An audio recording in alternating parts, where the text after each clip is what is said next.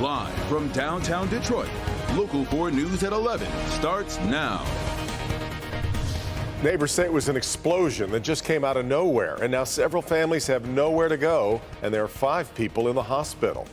Glad you're with us. Topping our news at 11, among those seriously injured, a mother who ran into her burning apartment to rescue her baby. This all unfolded Tuesday afternoon at the Arbor View Village Apartments in Pontiac. That's where Victor Williams is live with a closer look at that damage. Victor. Yes, Kimberly and Devin, this was a major fire with a lot of major damage. This is all that's left of the building, but it's even more of a miracle that everyone survived. You ain't expect apartment just to blow up out of nowhere. It could have been any of our houses. Tonight, 5 people are recovering after a massive fire at the Arbor View Village apartment complex in Pontiac. Somebody could have died. Tangeray Green felt and then heard all of it taking place. It shook my whole house. All my neighbors was running. So I'm like, okay, what's going on? I thought that someone, ran into like a building with their car or whatever. Other residents like Nicole Rogers says it was a major explosion that rocked the complex out of nowhere around 12:40 on Tuesday. A boom! And then I just seen all the fire. I was just like, oh my God. It was like a shake. 2 out of the 5 people injured ended up being treated in a burn unit. Neighbors say it was one woman in particular who was knocked out of the building but went back inside for her baby. It was her nephew, and somebody else. They were blown out of the apartment. The official cause of the fire is yet to be revealed, but multiple residents say there was a strong smell of gas shortly before the explosion happened. Either way, so many people are lucky tonight to still be alive. I just felt bad because I knew the girl that lived here. I'm just praying for her family. I'm just happy that she made it out alive. Now, this entire building had to be displaced, and the good news is that, like we said before, they're still here. In Pontiac, Victor Williams, Local 4. Really is. Okay, Victor, thanks. A student is arrested today at Roseville High School for allegedly bringing a weapon into the school. The district says another person reported the weapon to a staff member, which led to the school enacting its shelter-in-place security protocols. The school's officer was then able to locate the weapon and secure it. The student will be disciplined by the district and is also likely to face criminal charges. It is a new day in Lansing tomorrow. Both branches of the legislature will meet to elect new Democratic leadership since both chambers have flipped. Mara McDonald live downtown tonight. The odds-on favorite right now to be Speaker represents Detroit. And some of the points, Mara. Devin, that's right. After the votes are tallied tomorrow in the State House, the expectation is that State Representative Joe Tate will be the new House Speaker. He would be the first African-American Speaker in Michigan history. And that's not all. Let me show you. Oh, man, thank you, everybody. I am so happy to be here with all of you. While everybody was watching what was happening at the top of the ticket in Michigan last night, the real changes were happening down ballot.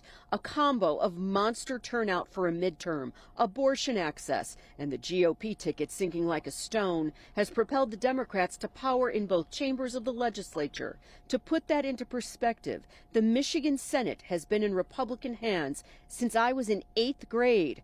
I qualify for AARP now. And tomorrow, odds are State Senator Winnie Brinks from Grand Rapids becomes the first woman to be Senate Majority Leader. And the likely new House Speaker, the first African-American, State Representative Joe Tate from Detroit in the points. Now Democrats have full control of the agenda. What to watch for out of the gate?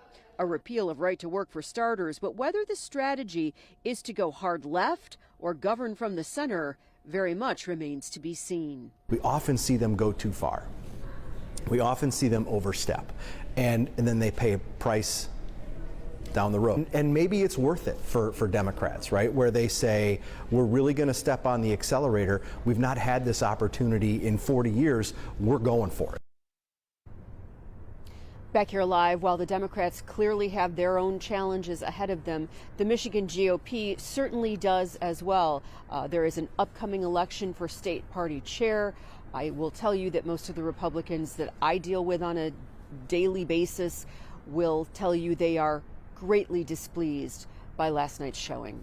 We are downtown. I'm Mara McDonald, Local 4. Yeah, so now we watch to see if the dust settles or just gets kicked up even more. So right, Mara. Nationwide, we are still awaiting the results to several key races that will determine control of Congress, and we'll take a deep dive into those races ahead here at 11:15.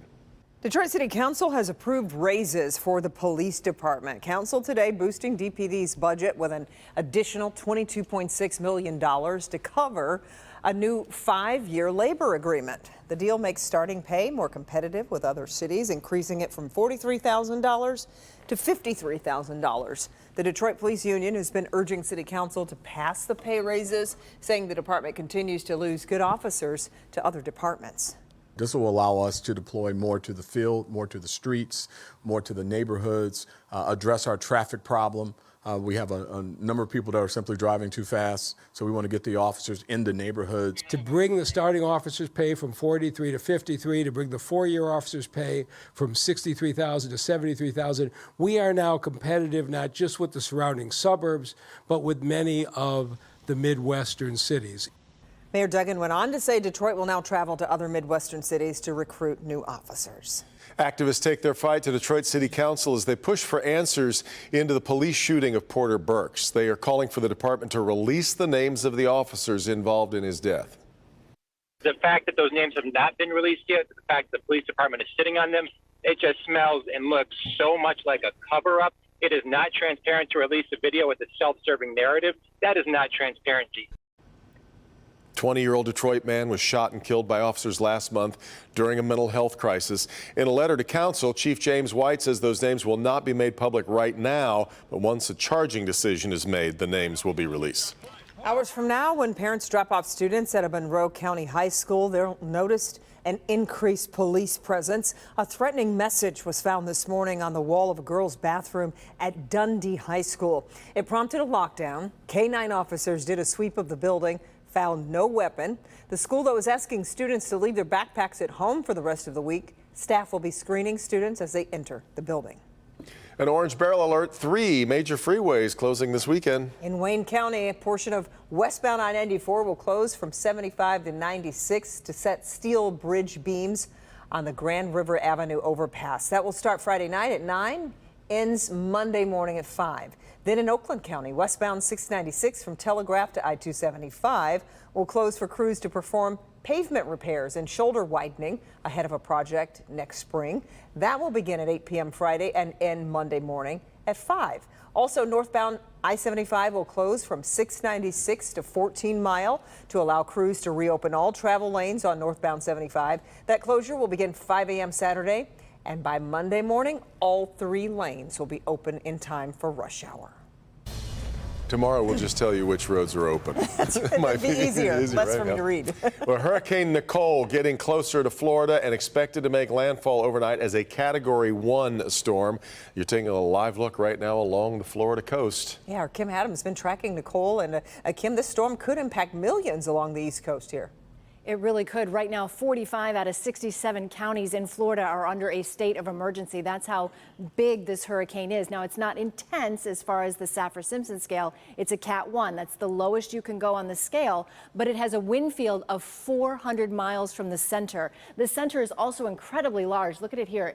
It's not the classic hurricane you would typically see with a tight, defined eye wall. This is a 50-mile wide eye wall. It started as a subtropical storm, and so it didn't have that warm core. It didn't really organize the way as a normal hurricane would. But right now it is bringing hurricane force winds already to West Palm Beach, also Port St. Lucie.